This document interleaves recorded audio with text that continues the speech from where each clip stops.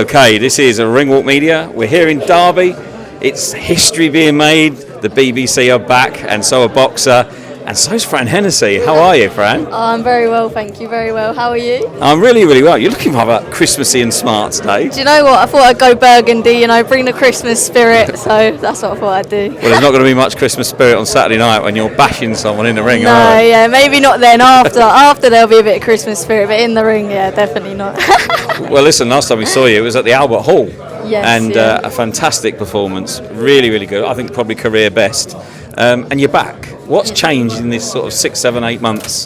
How have you gone? How have you been? Do you know what? A lot of people could take the time out as a bad thing, but I've took it as a great thing. I've upped my game massively. I'm still only young as well. I'm only just turned 21, so 21. I've got time, and I've elevated my game. I've got a new nutritionist on board, Scott Robinson. I'm in the best shape of my career, no doubt. So yeah. And Boxer's really got behind me as well. Boxer and the BBC, and I just want to say thanks to Ben Shalom, Boxer, BBC, because this opportunity came and I took it with both hands, and I'm ready to go put on the show. Well, terrestrial TV and millions of viewers. I mean, this is a nice platform to be on, mate. Oh, 100%, and it's a bit of a full circle moment because my dad was the last person to promote, one of the last people to promote on the BBC, and he loved working with the BBC. I think I was 1 year old when that happened as well. No way. Yeah, I was 1 year old. You're making me feel old now. Crazy. So to be on the first show back in 20 years is just a privilege. And what are we going to see from Fran Hennessy on Saturday night? I believe, you're always going to see the glitz and glamour, aren't you, the ring walk and things, but I believe you're going to see the best me yet. I've got a great opponent in front of me, You have. a tough opponent in front of me, so I'm not looking past her at all. I know she's going to bring it, but I'm going to bring it even more, and I'm ready to go and show the best of me. But you're always ready to go, aren't you? Yeah, definitely. As fighters, we should be, right? And especially now with my nutritionist on board, Scott, I've just took my game to a whole new level. I'm in the best shape of my career, and I'm just feeling ready to go. Well, I've heard from people in and around you that you really are flying. Where do you see your career going in 2026? Where would you like it to go? Look, I've got this fight in front of me, so I want to focus on this. Don't be fence sitting with me. But look, I want more titles, European, maybe British, who knows. At bantamweight, it's my new weight now. Bantamweight is like the best weight for me. So we're going to go through this fight, my first fight at bantamweight, win my first belt. And then after Saturday night, ask me the same question, and I'll. Well, I'm going to be there, so I will.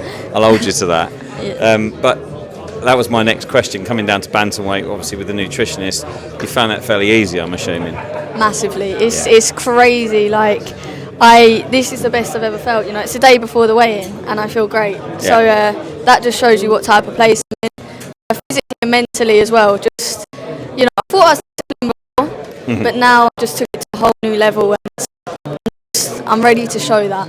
So this is where the $1 billion baby really is born. Yeah, definitely. I believe everyone's going to see another side to me, as well as obviously the ring walk side and stuff like that. Well, we've got to keep the ring walk going. Yeah, cool. So, everyone's going to see another side to me. But I believe, with an opponent like Fabiana, that's going to bring out the best in me as well, stepping up a level. She's a very good fighter herself, so, it'd be great. I've noticed that with you. When you get a better opponent, you really shine. Yeah. So I think we're probably only about 50% of what we could see in the future. Oh, definitely, yeah. I think I've got so much skill set more to show, especially in this fight. I've ironed out a lot of creases in this camp, so I just feel ready. Ready to go. I just feel ready to go, yeah. It's funny because we spoke to Jack Massey a few minutes ago, and he's the same. He's buzzing. He's like, I want to get out there now. That's it. I'm ready to go. It feels like, obviously, with the postponement that it's been, everyone's just been ready for a while. So, it's kind of nice. It's refreshing to be here on Fight Week, be at the press conference, feel like it's actually happening now. But everything, God's plan for me. I always follow God's plan, and I have faith that everything happens for a reason, and he's got a reason for me on Saturday night. And here we are. Well, obviously, as you know, we're also working alongside the Ricky Hatton Foundation. Yes. Just twist your microphone around if you can, sorry. young lady. That's it. Obviously, as a sportsman and sportswoman, you go through good times and bad times. Of course. Ricky Hatton Foundation is obviously here to try and help educate and support people in the tough times. Just how important is it to have something like the Ricky Hatton Foundation, born, if you like? Oh, massively, especially within sports and stuff. It's so mentally tough, especially after you finish being in a sport where it's such a high. Yeah. It's so important to have that mental support and feeling able to talk. And, Ricky Hatton, what a legend. And as soon as I saw the foundation, I just thought, wow, that's amazing in his memory. And, it's amazing. And Well, I know your dad knew Rick quite well, and they've had a few smiles together. I briefly spoke to him the other day, and he was like, it's very important to have this, not just for boxers, but for all sportsmen and women, right? Oh, 100%, I think, because when you go from an environment where, all eyes are on you all the time and pressure's on you and that, and then when that stops happening and you've got to go to live a normal life and do things like that, it's so hard for an athlete, when your whole life you've been living in adrenaline.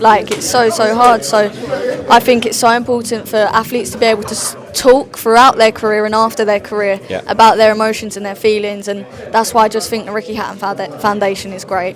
Well, that's very kind words. Thank you very much. Oh, no worries. Listen, here we are, Saturday night. It's going to happen. Fran Hennessy is back live on the BBC, making history. BDB on the BBC. I'm glad you said that, because I would not have got that right.